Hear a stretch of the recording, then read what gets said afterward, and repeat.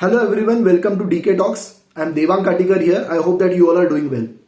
So in the last session, we discussed that how after the end of Khilji empires, the empires kept on changing until it was the Lodi dynasty. Ibrahim Lodi was the third generation emperor of the Lodi dynasty. He was sitting on the throne of Delhi. लेकिन समरकंद, फरगना और काबुल में कुछ और ही हो रहा था. It was rise of Zahiruddin Mohammad Babur. Babar पर आने से पहले मैं आपको दो तीन चीजें बताना चाहूंगा. लास्ट वीडियो में मैंने देवगिरी के बारे में जिक्र किया था, विच इज दौलताबाद. तो उस फोर्ट के बारे में दो तीन चीजें मैं आपको बताना चाहूंगा. अगर आपको फोर्ट के ऊपर पहुंचना है, जो मेन फोर्ट है जिसके हम मराठी में बाले किला बोलते हैं, if you want to reach there, बीच में एक बहुत बड़ी भूल भुलैया है जो फोर्ट के ऊपर तक जाती है. अब ये जो भूल भुलैया है, this is not a open भूल भुलैया कि गार्डन है, ऐसी भूल भुलैया ऐसी नहीं है. इट्स अ केव. केव में मल्टीपल रूट्स है.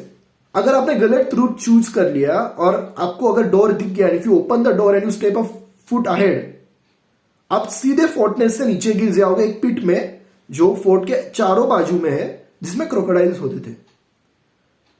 तो जो देवगिरी की सेना थी, what they used to do is, जो करेक्ट रास्ता है वहां पे गर्म तेल डालते रहो या तो धुआं निकालते रहो वहां से, जिसकी मदद से जो दूसरा है, दुश्मन है, वो गलत रास्ता चूज कर ले and he will go into the pit full of crocodiles. तो ये इतना डिफिकल्ट था भूल भुलैया क्रैक करने में कि जब ब्रिटिशर्स आए, उनको भी ऐसा लगा कि ये भूल भुलैया पार करके ऊपर कौन जाएगा भाई, ऊपर नहीं जा सकते, ये डिफिकल्ट है बहुत. तो उन्होंने एक सीधा काम कर लिया कि उन्होंने भूल भुलैया के बाजू में एक स्टेयरकेस बांध दी, which is of cement, constructed by the Britishers, कि भाई मेरे को नहीं याद रह रहा कैसे अंदर जाते हैं, स्टेयरकेस ले लेते हैं. That how difficult was the fort to conquer. But treachery की वजह से Alauddin could readily conquer it. जब अलाउद्दीन ने फोर्ट कॉन्कर किया तो दौलत तो वो लूट के ले ही गया, बट देवगिरी की जो राजकुमारी थी, जो होने वाली रानी थी, उसको भी लेके वो चला गया. This is a thing which was really against the humanity principles, जो हमारी संस्कृति के खिलाफ था. But it was really common for these people to take away the queens as they treated queens as a part of the wealth. So ये था देवगिरी के बारे में. बट जैसे मैंने कहा, समरकंद, फरगना और काबुल में कुछ और ही चल रहा था. It was rise of Zahiruddin Mohammad Babur. Babur का मतलब टाइगर होता है. जहां हम बोलते हैं ना बब्बर शेर, वहां पे वो बाबर बोलते थे, टाइगर का मतलब. So Babur was named after tiger. He was the son of Umar Shaikh. Babur was born and brought up in Fergana, but he had an idea to conquer Samarkand. उसको एक विजन था, उसको एक एम्बिशन था कि मैं समरकंद कॉन्कर कर लूं. That was so because Babur was the descendant of Taimurlang, who was the king of Samarkand, जो उनके ancestors थे. तैमूरलंग में आपको बता दूं, he was an invader जिसने 4% वर्ल्ड का पॉपुलेशन कम कर दिया था at that time. इतने उन्होंने कत्लेआम किया था. So he was the descendant of Taimurlang and he wanted to conquer Samarkand. He conquered Samarkand twice by defeating once Shebani Khan. But he was again thrown out of Samarkand, क्योंकि resources कम पड़ रहे थे वहां पे, फूड ग्रेन्स नहीं थे, तो उनको बाहर निकाल दिया था. वापस जाके he wanted to conquer Fergana which he had lost, which he conquered, but again he was thrown out from Fergana. 6 से 7 मंथ्स टोटलिटी में वो एग्जाइल में रहे थे, जहां पे वो फॉरेस्ट में जाके पूरी सेना के साथ रहते थे. But finally he got hold of Kabul. Kabul में he created his own base.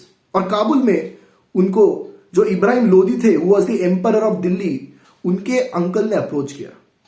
Ibrahim Lodi's uncle told Babur कि इब्राहिम लोदीज सब्जेक्ट्स और his empire is not happy with his king.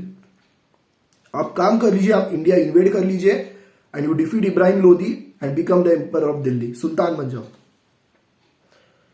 Babar ने इससे पहले 6 बार इंडिया की तरफ कूच की थी, but every time he was unsuccessful because उनके पास एक स्ट्रॉन्ग बेस नहीं था और एक स्ट्रॉन्ग आर्मी भी नहीं थी. बट जब काबुल में उनका एक स्ट्रॉन्ग बेस जम गया था, तो उनकी अटेंशन हिंदुस्तान की तरफ हो गई, where he had a strong army of himself. Babur ने हिंदुस्तान की तरफ कूच की एंड उन्होंने उनका जो बेस कैंप है वो पानीपत के वहां पे सेटल कर दिया. इब्राहिम लोदी को जैसे पता चला कि बाबर ने वहां से कूच कर दी है, he with his forces started towards Panipat, और उसके बाद जो पानीपत में हो गया वो हो गया. That was a event which change the entire history of this country. That was the first battle of Panipat. इस वीडियो में, और ये पूरे की जो वीडियो सीरीज है मेरी, उसमें मैं तीनों बैटल्स जो पानीपत के हैं उनमें बहुत डिटेल में डिस्कशन करूंगा. You will get Meniere videos of this, but मैं तो इनमें बहुत डिटेल में जाने वाला हूं, बिकॉज आई थिंक पहले क्या था, वॉर कैसे हुआ और वॉर के बाद क्या हुआ, तीनों चीजें जाननी बहुत जरूरी है फॉर दैट सेंस. और जब 1504 में बाबर ने कूच की थी इंडिया की तरफ, ही वॉजंट दैट कॉन्फिडेंट कि मैं इब्राहिम लोदी को हरा दूंगा, बट ऐसा हो गया. तो बैटल में कैसे हो गया? It was the first battle of Panipat which is coming in the next coming session. I hope that you will enjoy it. और एक चीज मैं इस वीडियो के द्वारा आपको बताना चाहूंगा. मुझे किसी ने बोला था दैट मैं पूरा का पूरा हिस्ट्री इसमें कवर क्यों नहीं कर रहा हूं. आई नो दैट कि मैं पूरा का पूरा हिस्ट्री कवर नहीं कर रहा हूं. I am not covering Taimur Lang जिसने इन्वेड किया था. I am not covering Mohammad bin Qasim जो फर्स्ट इन्वेडर था इंडिया में, जिसने पैर रखा था. बहुत सारी चीजें मैं कवर नहीं कर रहा हूं. बट जो यूथ है, जो लोग हैं, उनको हिस्ट्री की तरफ, इस इंडिया की तरफ, हमारे भारत देश की तरफ अट्रैक्ट करने के लिए I think this sessions are really required, because this sessions are based upon certain stories.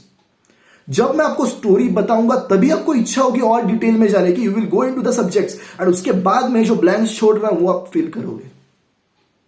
So for this youth, these types of sessions are very necessary, which you are loving, and please keep loving my sessions. I hope that you have enjoyed the entire video. Please like, share and subscribe and keep watching. Thank you.